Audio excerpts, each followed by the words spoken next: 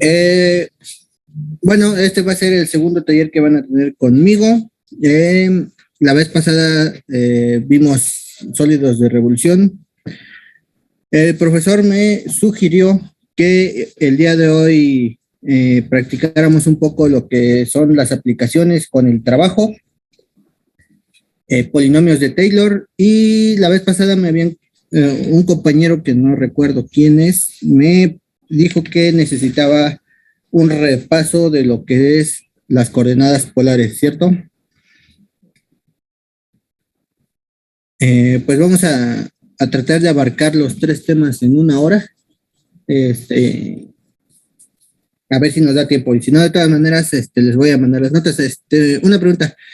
¿Sí les pasaron las notas la vez pasada del taller anterior?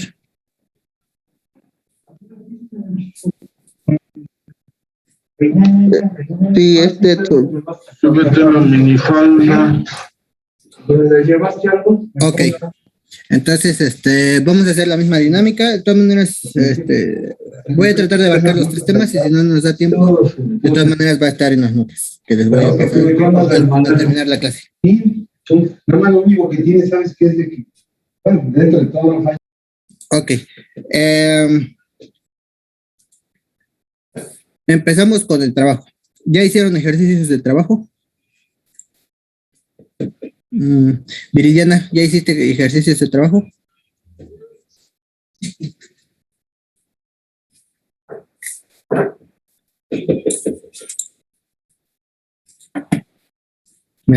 Ok. Bueno, vamos a hacer un ejercicio simple y ahí me dicen si tienen alguna duda. Vamos a empezar desde lo básico. Ustedes saben que todas las actividades que se realizan requieren un gasto de energía. El trabajo, que denotamos con la letra W mayúscula, es la fuerza aplicada a un objeto para moverlo una distancia. Es decir, el trabajo normalmente se escribe como fuerza por distancia, pero estamos hablando de fuerza constante y una distancia bien definida. ¿Correcto? Normalmente nosotros medimos el trabajo en joules, aunque hay otras unidades, por ejemplo, el pie libra o las calorías. Un joule es igual a 1 kilogramo por metro entre segundo cuadrado, siguiendo las unidades de fuerza por distancia. ¿De acuerdo? Y bueno, conocemos la equivalencia. Un pie por libra es igual a 0.738 joules o 3.088 calorías. Cuando la fuerza no es constante, nosotros vamos a emplear cálculo integral, que como saben, el cálculo integral es una suma infinita de pequeños partes infinitesimales. Entonces, el trabajo se va a expresar como la integral desde un punto A hasta un punto B de los diferenciales de trabajo, es decir, pequeñas contribuciones al trabajo. Otra forma de expresarlo va a ser como la fuerza aplicada en un punto X por una distancia diferencial de X. ¿De acuerdo? Entonces, ya, eso es básicamente lo que hay que hacer. Vamos a resolver un ejemplo. Un tanque rectangular con lados de 8 metros, 4 metros y 5 metros está lleno hasta la mitad de agua. Halle el trabajo W necesario para vaciar el tanque por medio de un agujero en la parte superior, considerando una densidad del agua de 1000 kilogramos por metro cúbico. Ok, ¿sí visualizan el problema? Tenemos aquí un tanque rectangular y está lleno hasta la mitad de agua. y nos preguntan cuánta energía necesito yo gastar para sacar toda esa agua por medio de este agujero. ¿Cómo lo calcularían?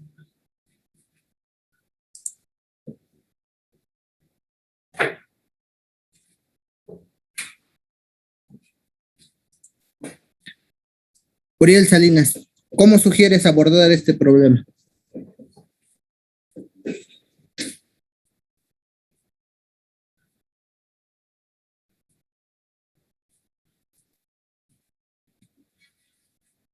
Paola, ¿me podrías sugerir una forma de resolver este problema?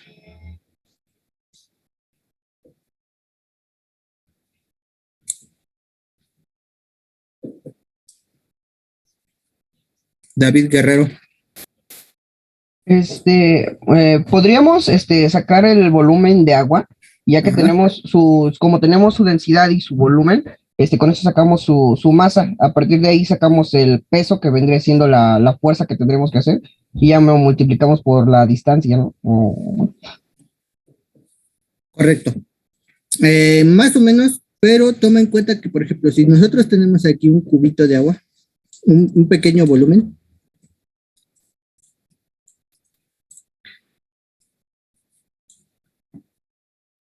y tenemos otro aquí,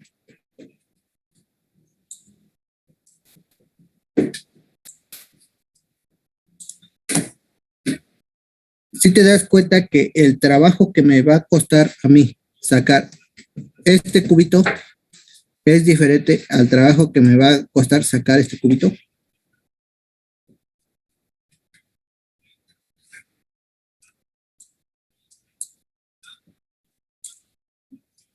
¿Por qué? Porque está a una distancia diferente.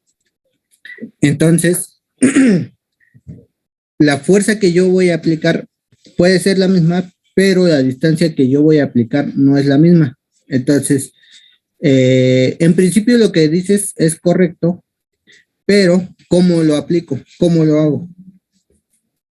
¿Cómo calculo con precisión cuánta es la energía que se requiere para vaciar ese tanque de agua?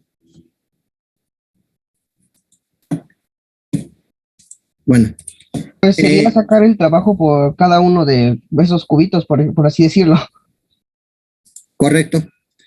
Se podría hacer así, pero aquí hay un truco que en este tipo de problemas que hay que aprender. En primera, nosotros sabemos que la fuerza que nos va a impedir sacar el agua y tenemos que combatirla es la gravedad, es la fuerza de gravedad, que más bien el peso que se deriva de la aceleración gravitatoria. ¿Correcto? Entonces nosotros tenemos que aplicar una fuerza que contrarreste el peso de cada elemento de agua. ¿Correcto?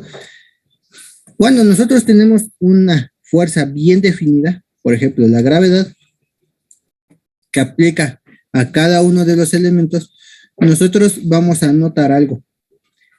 Depende la cantidad de trabajo que vamos a aplicar para sacar ese agua, va a ser el mismo para un cubito que se encuentra en esta posición que para este otro cubito que está a la misma altura. Es decir, la diferencia entre el trabajo de uno y otro cubito está relacionado con su altura. Lo cual quiere decir que si yo tengo dos cubitos iguales a la misma altura, a mí me va a costar el mismo trabajo sacar ambos. ¿De acuerdo? Entonces, en ese sentido, nosotros vamos a definir una lámina delgada de ese líquido. Como ven, esta lámina delgada está formada por muchos cubitos que se encuentran a la misma altura Y. Y toda esa lámina yo la puedo considerar un elemento diferencial de volumen, que es la suma de todos los cubitos. Entonces, lo primero que tengo que hacer es agarrar a una altura Y un diferencial de volumen, que va a ser una lámina plana de ese tanque. Y mi volumen diferencial va a ser largo por ancho por espesor. El largo son 8 metros, que es esta distancia. El ancho, que es esta distancia, que son 4 metros. Y un espesor de esa lámina, que en este caso va a ser un espesor diferencial de Y. ¿Correcto? En otros problemas, por ejemplo, podemos tener un tanque esférico,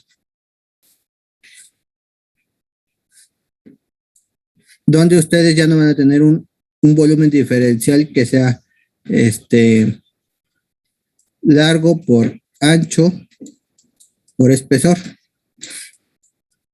sino un pi por radio al cuadrado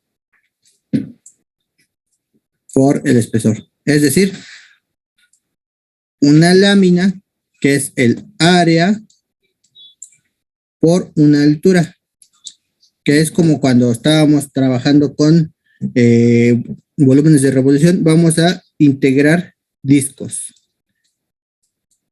En este caso, estamos sumando un prisma diferencial. Estamos dividiendo este tanque rectangular en pequeños prismas.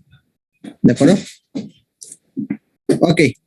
Entonces ya sabemos que el largo es de 8 metros, el ancho de 4 metros y el espesor de Y me dan un volumen diferencial. Mi volumen diferencial es 32 de Y por metro cúbico. Recuerden que de Y tiene dimensiones y las dimensiones de Y son de distancia. Es decir, de Y está en metros. ¿De acuerdo? ¿Algún problema hasta aquí? Ok. Entonces, tenemos un volumen diferencial, pero nosotros no queremos un volumen diferencial, queremos un trabajo diferencial. Entonces, tenemos que calcular cuánto trabajo nos cuesta mover ese volumen hasta una cierta altura. Entonces, lo primero que tenemos que hacer es calcular el peso. Y para calcular el peso necesitamos primero la masa. La masa es la densidad por el volumen. De la misma forma, la masa diferencial es la densidad, que es constante, por un volumen diferencial. Sabemos que la densidad es 1000 kilogramos por metro cúbico y que el volumen diferencial es 32 de Y por metro cuadrado. Entonces, simplemente calculando 1000 por 32, me queda 32,000 por de Y las unidades me quedan kilogramo sobre metro. ¿De acuerdo? Ahora, si se fijan, aquí tenemos masa y aquí tenemos kilogramos entre metro. Pero no olviden que de Y tiene dimensiones y su dimensión es de metro. Entonces, la dimensión de Y, que es metros por kilogramo entre metro, nos queda nada más kilogramo. Entonces, tenemos una masa. ¿De acuerdo? Una masa diferencial en este caso. Muy bien.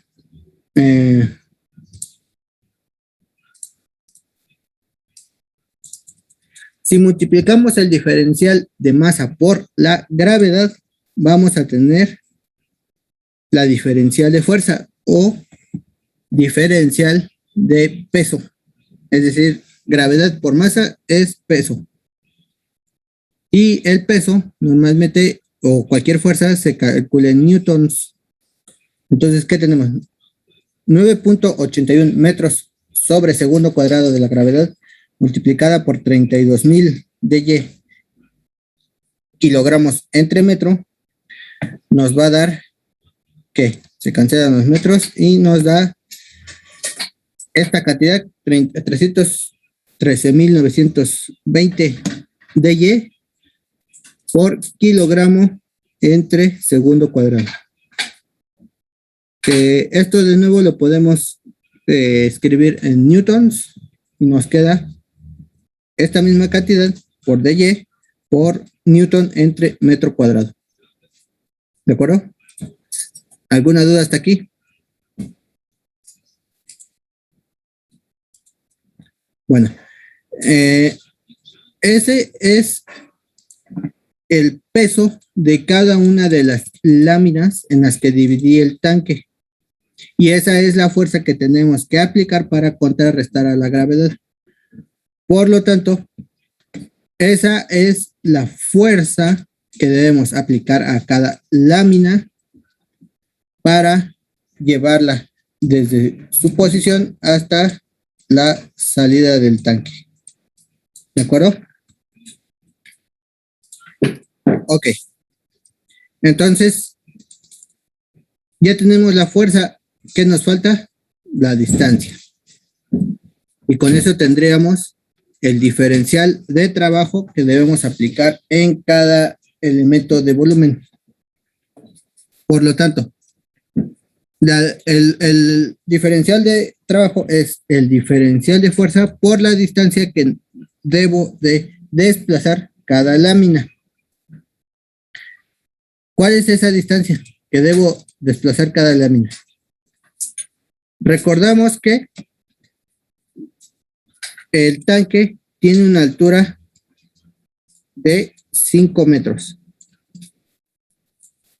y que mi lámina está a una altura Y. ¿De acuerdo?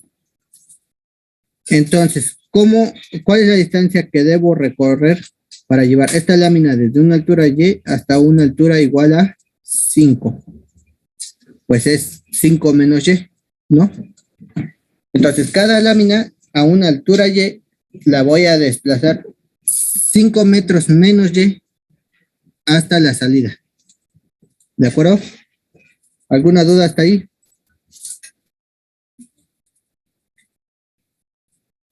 Si tienen dudas, por favor participen, porque si no entienden, no sirve de nada que continúe, porque de todas maneras no están entendiendo. Ok, entonces tenemos la fuerza que ya habíamos calculado por la distancia que quedamos, que es 5 metros menos Y. Y ya está. Nuestro diferencial de trabajo es eso, 313,920, que multiplica a 5 newtons menos Y por newton entre metro. Diferencial de Y. Ese es el diferencial de volumen. Ya nada más nos falta establecer que Viridiana Castro, ¿me puedes decir qué falta?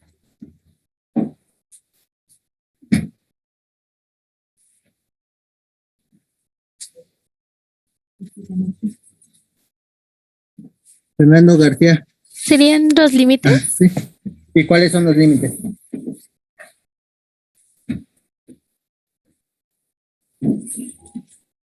Estás en lo correcto, compañera, pero dime, ayúdame a ver cuáles son los límites.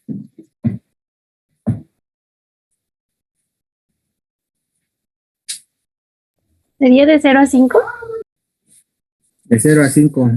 ¿Los demás qué opinan? ¿Por qué de 0 a 5, compañera? Porque es la altura que tiene. Pero, ¿qué estás haciendo? ¿Por qué te interesa esa altura? Trata de interpretarlo. Porque dice que se quiere vaciar el tanque, ¿no? Sí, pero esa altura, ¿qué representa? ¿Qué representan los límites de integración?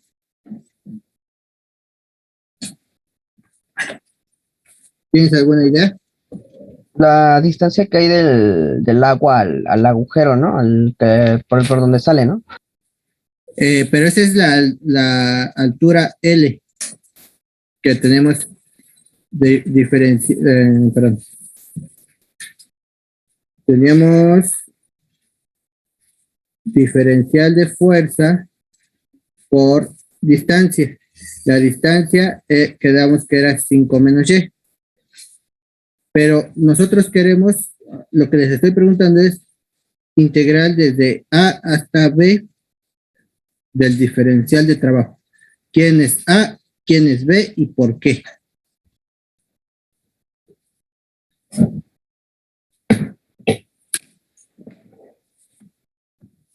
No se queden solo como espectadores, traten de entender, participen para que entiendan por qué estos son los errores que los hunden en los exámenes. Entonces, es necesario que esté bien claro, no tengan miedo de equivocarse. Equivóquense aquí y no en el examen.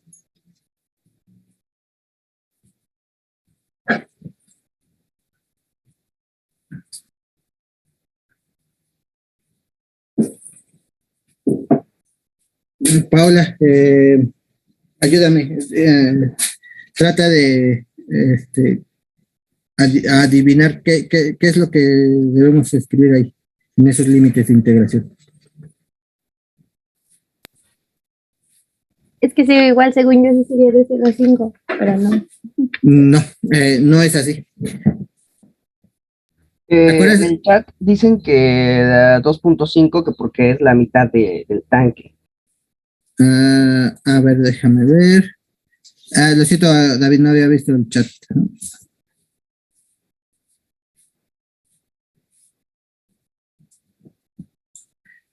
Sí, es correcto. Vamos a integrar de 0 a 2.5. La pregunta es, ¿por qué?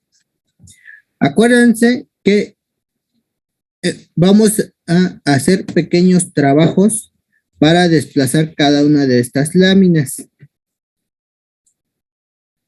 Láminas que se encuentran a una altura Y. Es decir, Y no se mueve de aquí a 5. No. Y es la altura en la que se encuentra cada una de esas láminas.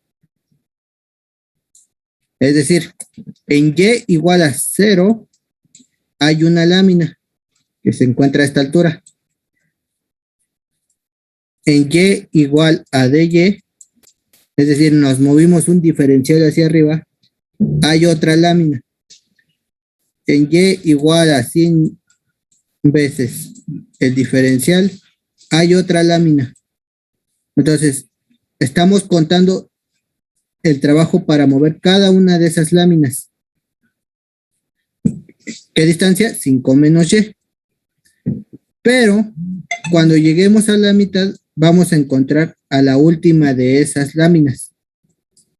Y igual a 2.5 es donde se encuentra la última de las láminas. Y la vamos a mover 5 menos Y, es decir, 5 menos 2.5. Esto es 2.5. Es decir, vamos a mover esta lámina última 2.5 metros hacia arriba para sacarla. Después de eso, ya no hay láminas para mover, entonces ya acabé. Cuando yo llegue a 2.5, acabo mi problema.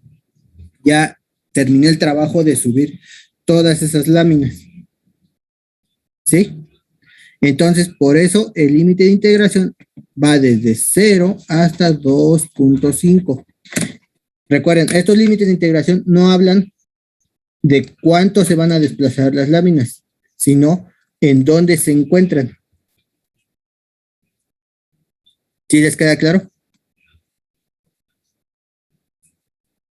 Paola, ¿qué te parece? Sí, es la que dice que ya está. Más claro. Gracias. ¿Si me crees o no me crees? Sí. Ok. Efectivamente, ya lo único que nos queda es integrar con los límites desde 0 metros hasta 2.5 metros.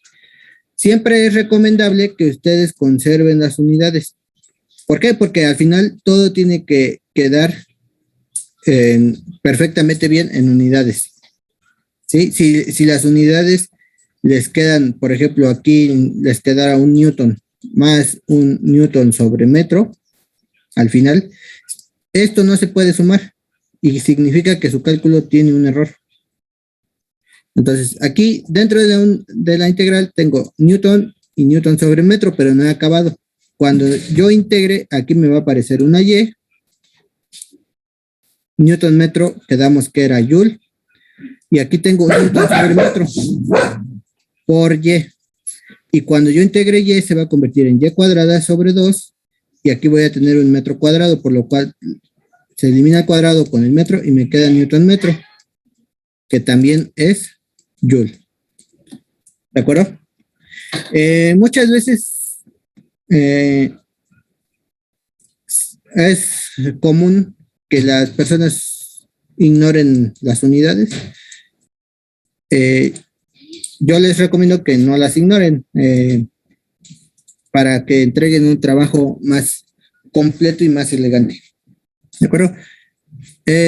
Entonces, volviendo al problema, esto se integra pues muy fácil. Ustedes ya deben integrarlo con los ojos cerrados. Se evalúa desde 2.5 hasta 0, desde 0 hasta 2.5 y obtienen un numerito que es la cantidad de trabajo que les va a tomar vaciar ese tanque, que es 2.943.000 joules. Me preguntan en el chat si era necesario poner las unidades.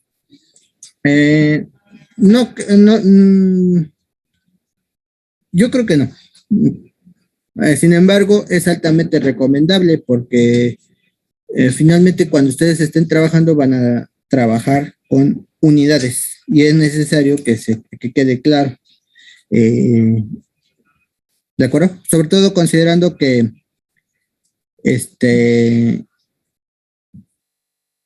hay diferentes unidades de trabajo.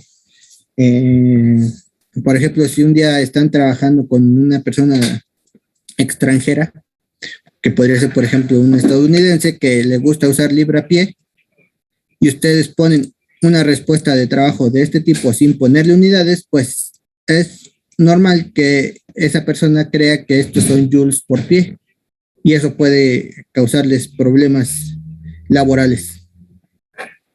¿De acuerdo? Entonces, por eso es importante incluir las unidades y como una comprobación de que las unidades, si las unidades concuerdan al final de su cálculo, significa que es poco probable que se hayan equivocado.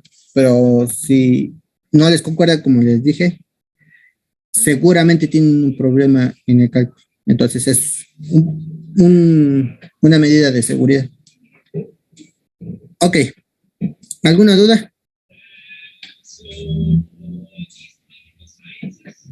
Si no tienen dudas, pasamos al siguiente tema, que es polinomios de Taylor. ¿Cómo les está yendo con polinomios de Taylor? Mal, no lo entiendo. Ok, ¿alguien le puede explicar al compañero qué es un polinomio de Taylor y para qué sirve?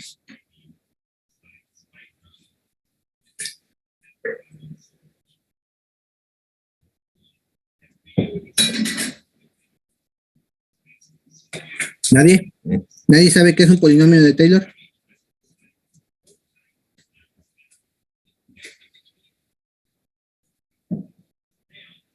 Víctor Lira, ¿sabes qué es un polinomio de Taylor y para qué sirve? Luciano. No, profesor. ¿Nadie sabe? ¿Ya los podemos reprobar? Ok, entonces pongan mucha atención porque no pueden no saber qué es un polinomio de Taylor. Personalmente creo que este tema está un poquito mal ubicado. los polinomios de Taylor son una aplicación de las derivadas, no de las integrales. Entonces pienso yo que este tema va más en el curso de cálculo integral, cálculo diferencial. Pero bueno, así está el programa y vamos a verlo. Una de las aplicaciones de la derivada es la aproximación lineal de una función f de x alrededor de un punto x igual a a. Es decir, yo tengo una función con una gráfica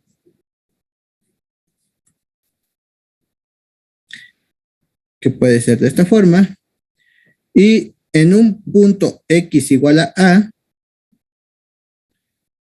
través de la derivada yo puedo calcular una recta que pase en ese punto.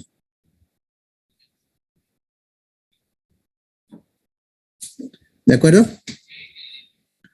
Ahora, en un pequeño intervalo de esa gráfica, las funciones se aproximan, es decir, son más o menos parecidas.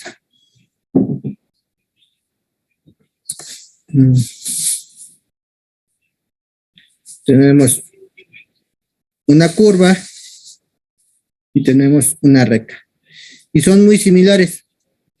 Como la regla del L'Hopital, ¿no? No me parece.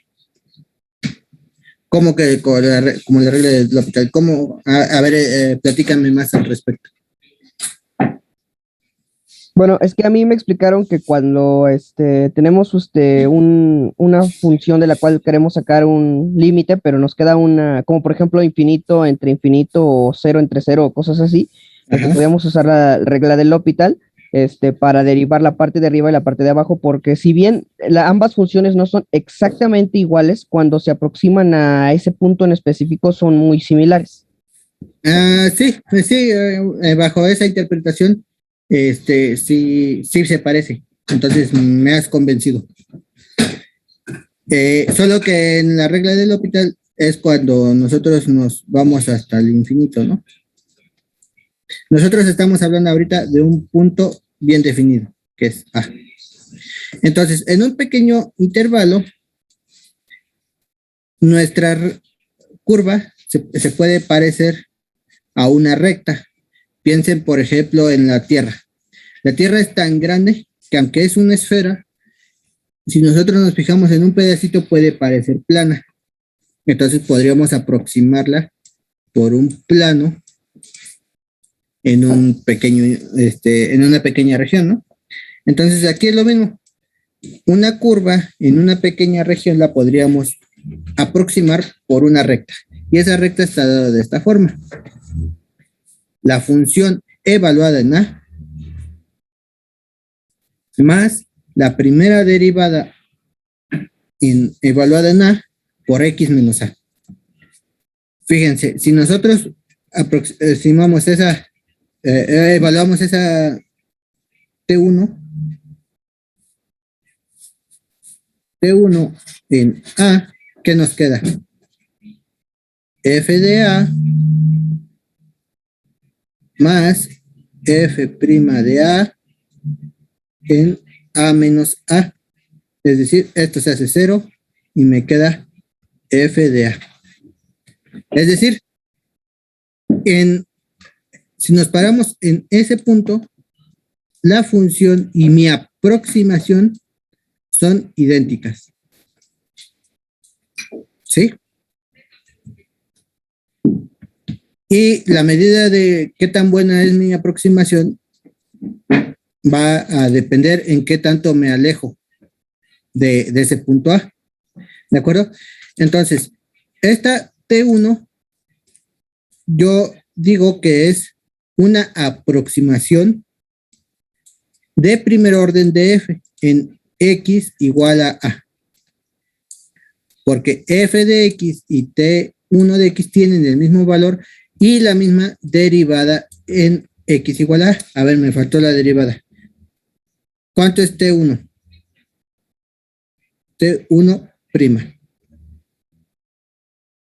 F de A se hace 0 cuando la derive. f' en A, como ya está evaluada, es una constante. Y me queda la derivada de x menos A. Y esto es 1. Entonces, T1' en A es igual a f' en A. ¿Están de acuerdo? Entonces ya quedamos que T1 de A es igual a mi función evaluada en A y T1' en A es igual a f' en A. Entonces, fíjense, en esta aproximación a primer orden, tengo un polinomio de grado 1 que evaluado en A coincide con mi función y su derivada en ese punto coincide con la derivada de la función. ¿Sí? ¿Estamos de acuerdo? ¿Alguna duda hasta aquí?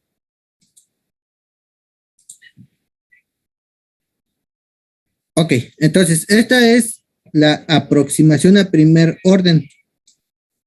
Pero de nuevo, esta aproximación es útil únicamente en un pequeño intervalo alrededor de x igual a A, lo cual es bueno pero insuficiente.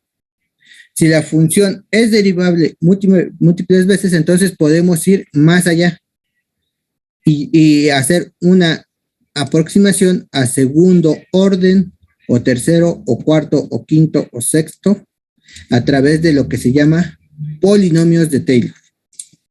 Y los polinomios de Taylor a orden n están dados por esta fórmula. F de A por f' de A entre 1 factorial por x menos A, más la segunda derivada en A entre 2 factorial por x menos A al cuadrado. Fíjense, aquí tenemos segunda derivada, 2 factorial, cuadrado. El siguiente término sería lo mismo, pero con 3. De modo que una fórmula general sería la derivada enésima de f evaluada en A entre n factorial por x menos A elevada a la enésima. ¿Sí?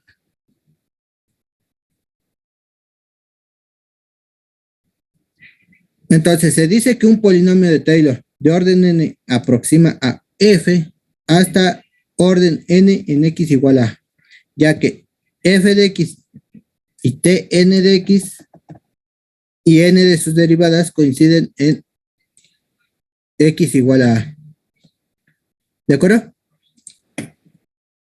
Ahora, probablemente ahorita ya se están perdiendo. Vamos a hacer un ejemplo. Si tienen dudas, por favor, participen, pregunten, interrumpan. Calcule los polinomios de Taylor T2 y T3 centrados en x igual a 2 para la función esta. ¿Alguien me puede explicar qué vamos a hacer? Así con palabras. ¿De qué se trata este problema?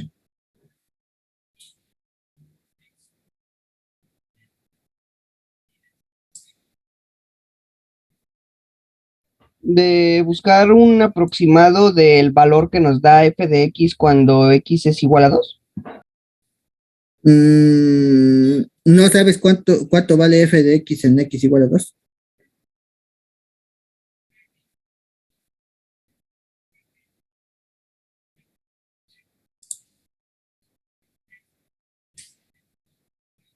Compañero. Bueno, si la evaluamos, nos da 1/3.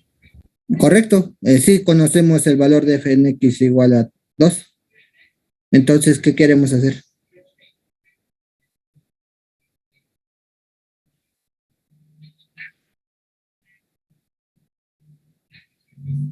Fíjense. Si yo calculo f de 2 me queda 1 sobre 1 más 2, y esto es igual a 1/3. Sí conozco cuánto vale, ese no es el problema. Lo que me están pidiendo es que yo haga una aproximación a segundo orden y a tercero de esta función. Es decir, no quiero el valor de f en x igual a 2. Quiero una función que se parezca a esta. Y que esa función sea un polinomio. ¿Por qué quiero eso? Porque el polinomio yo lo sé integrar y derivar fácilmente. Esta me da más trabajo. Entonces, ¿de qué se tratan los polinomios de Taylor? De convertir esta función en un polinomio. ¿Cómo? De forma aproximada. ¿Por qué? Porque un polinomio tiene características que a mí me resultan más fáciles de manejar. De eso se trata. Simplemente vamos a transformar esto en un polinomio. Entonces vamos a hacerlo. Y para eso nada más tenemos que seguir la fórmula. El término 0 es simplemente la función evaluada en 2. F de 2 es 1 entre 1 más 2 y es igual a 3. Si se fijan, T0 evaluada en 2 es igual a F de 2. ¿Sí es cierto o no es cierto? Sí. Entonces, fíjate, si yo construyo la función constante T0 de x igual a 1/3, ya construí una función que en x igual a 2 es igual a f. Pero si me muevo de ahí, ya no se va a aparecer. ¿Estás de acuerdo? Sí, sí.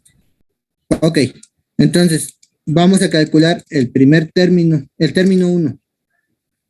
El término 1 del polinomio de Taylor era f en a con a igual a 2 más la primera derivada evaluada en 2 por x menos a, que es 2, a la 1, entre 1 factorial, que es 1.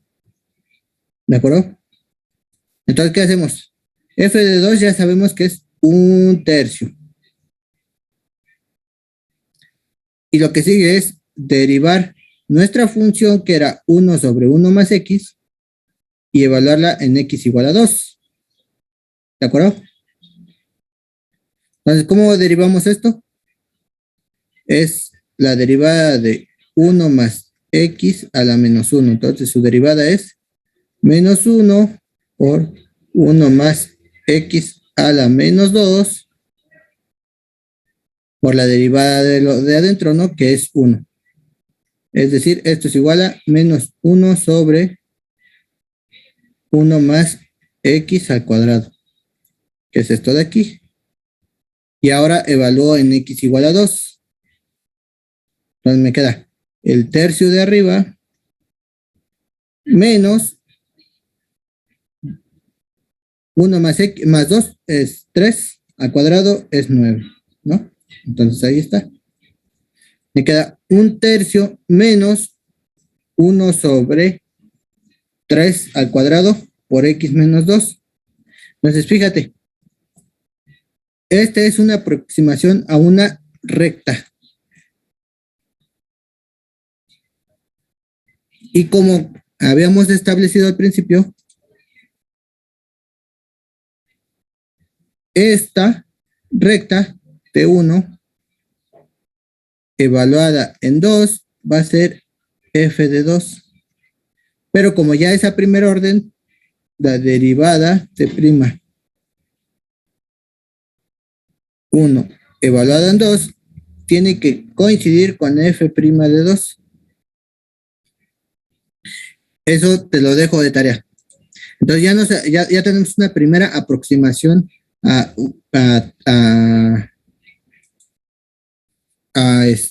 la función. Pero fíjate, ahora tenemos un polinomio de grado 1, que es una recta. Pero nos piden T2 y T3. Entonces, continuamos con T2. T2 es T1. Esto de aquí es T2. Y nos falta calcular esto. T3. Entonces, ¿qué hacemos? Derivamos, sacamos la segunda derivada de f, que es esto, evaluando en 2 y lo multiplicamos por x menos 2 al cuadrado. ¿De acuerdo? Cuando termines de hacer esos cálculos, vas a llegar a esto.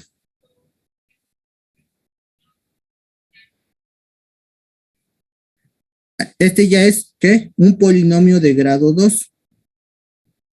Y tenemos una constante por x cuadrada, más una constante por x, más una constante. Y esta me va a dar la garantía, este polinomio me va a dar la garantía de que f evaluado en a es igual a t0 evaluado en a, perdón, t2. Sus derivadas van a coincidir. T' en 2. Y ahora su segunda derivada también va a coincidir.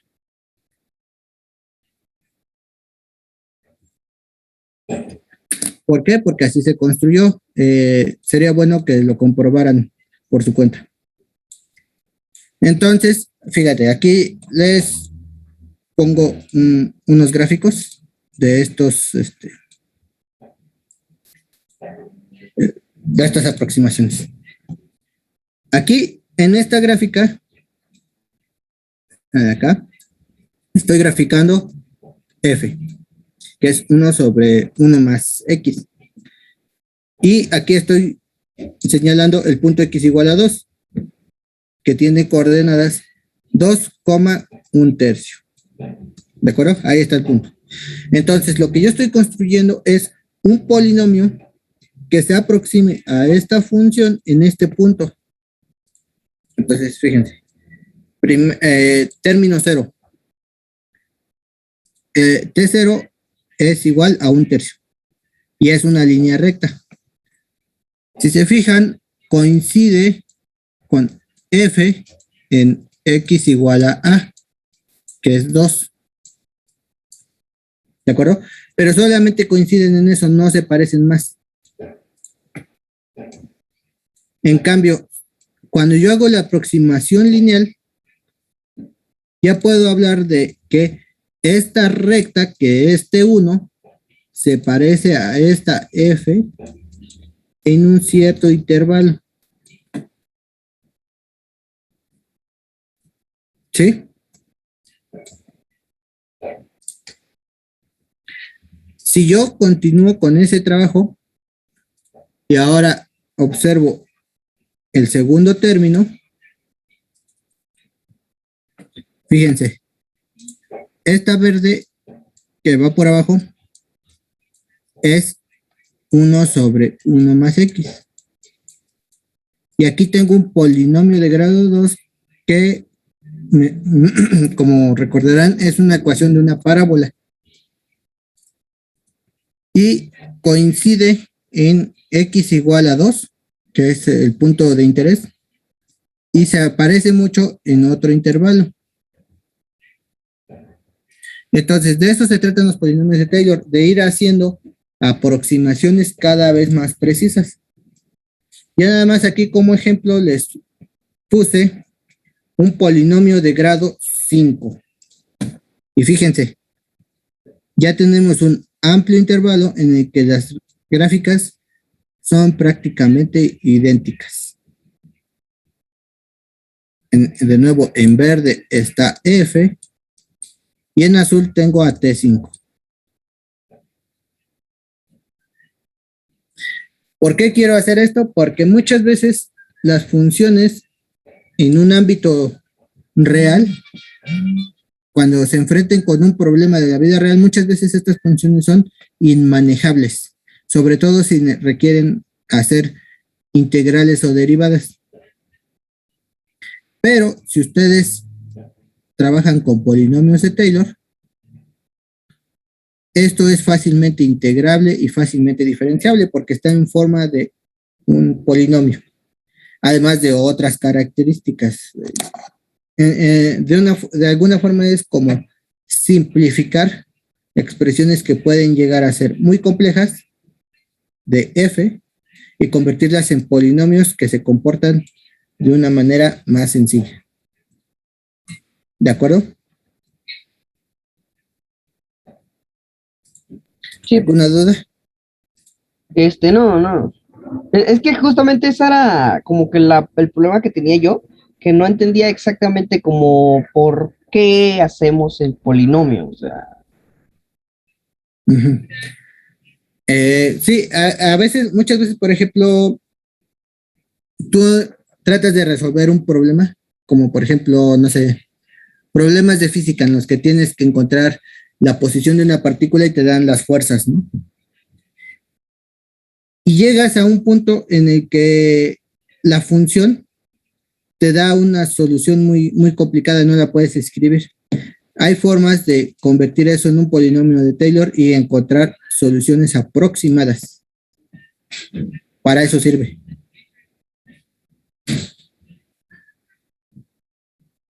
ok. Uh-huh. Y de nuevo, si ustedes siguieran agregando términos hasta el infinito, llegaría a un punto en que las soluciones, esto, es idéntico a un polinomio, que en este caso pues sería un polinomio infinito.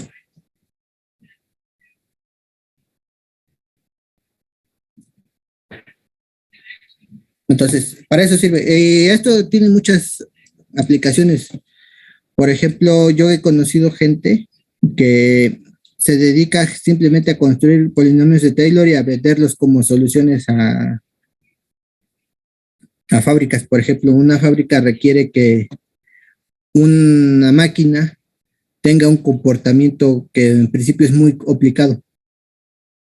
Por ejemplo, que en una reacción química se mantenga una presión, pero esa presión es una función muy difícil de programar a la máquina. Pero si ustedes lo transforman en un polinomio de Taylor, los polinomios son más fáciles de programar en una máquina, entonces puede aproximar un polinomio en un cierto intervalo de funcionamiento de esa máquina. Muchos problemas de la industria se resuelven a través de soluciones de este tipo.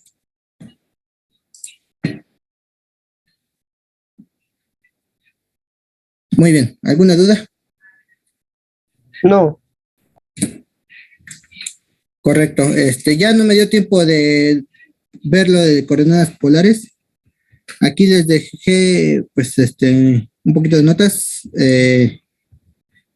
Probablemente lo retomemos el próximo taller. Pero de todas maneras les voy a pasar las notas para que les sirvan, ¿no? Pues, como saben, las gráficas polares es simplemente otro sistema de referencia en el que vamos a fijarnos en un radio y en un ángulo en vez de X y Y.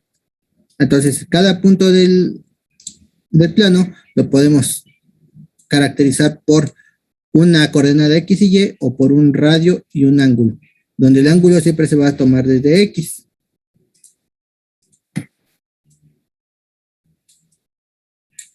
Con esto pues, podemos hacer gráficas, por ejemplo, esta gráfica de R es igual a 1 más coseno de teta.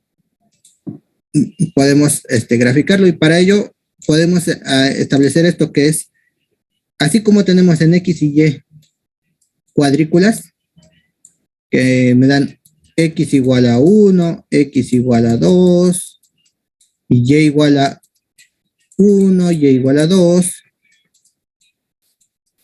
pues nosotros podemos establecer una especie de cuadrícula, pero en forma polar, ¿no? Es decir, radios constantes y ángulos constantes que se convierten en rectas. ¿De acuerdo? Entonces, esta especie de red es el equivalente polar a una cuadrícula en cartesiano. Tomando en cuenta que X es igual a R coseno y Y es igual a R seno, nosotros podemos establecer para una función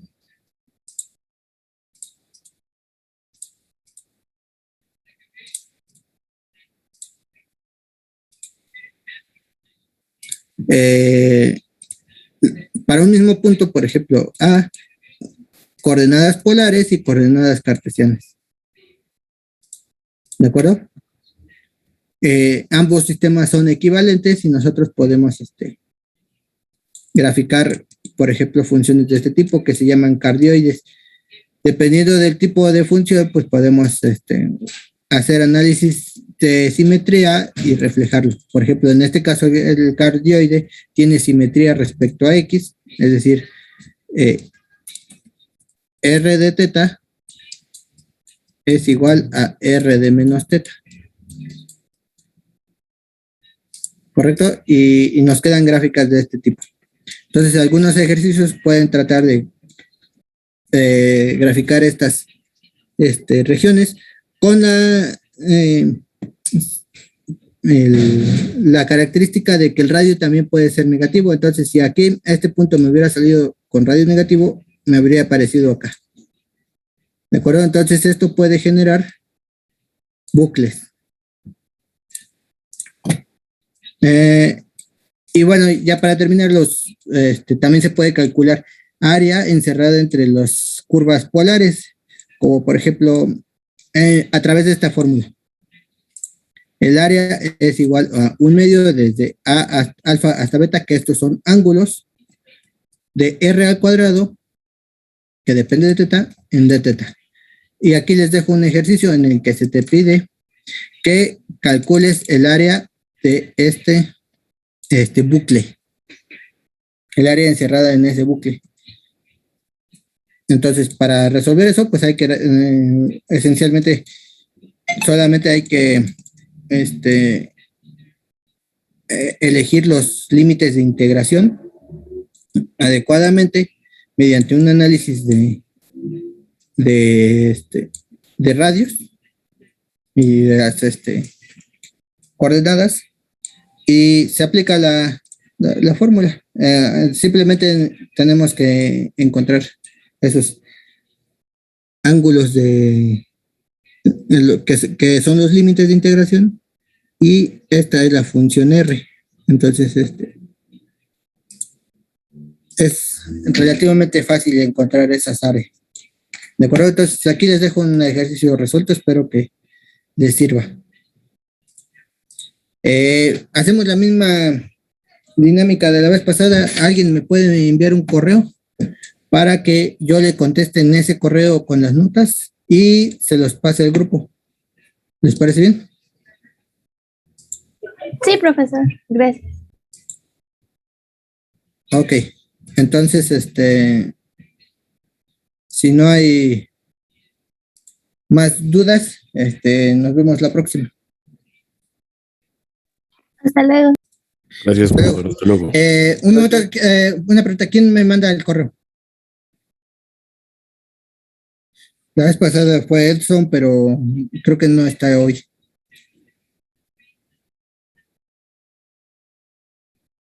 ¿Alguien que pueda pasarle las notas al grupo? Yo se lo mando, profesor. Ok, entonces espero tu correo y tú te encargas de compartirlo al grupo, ¿no? Sí. Ok, bueno, pues gracias y que tengan un buen fin de semana. Gracias, profesor. Igualmente. Gracias, igualmente. Hasta luego. Hasta luego.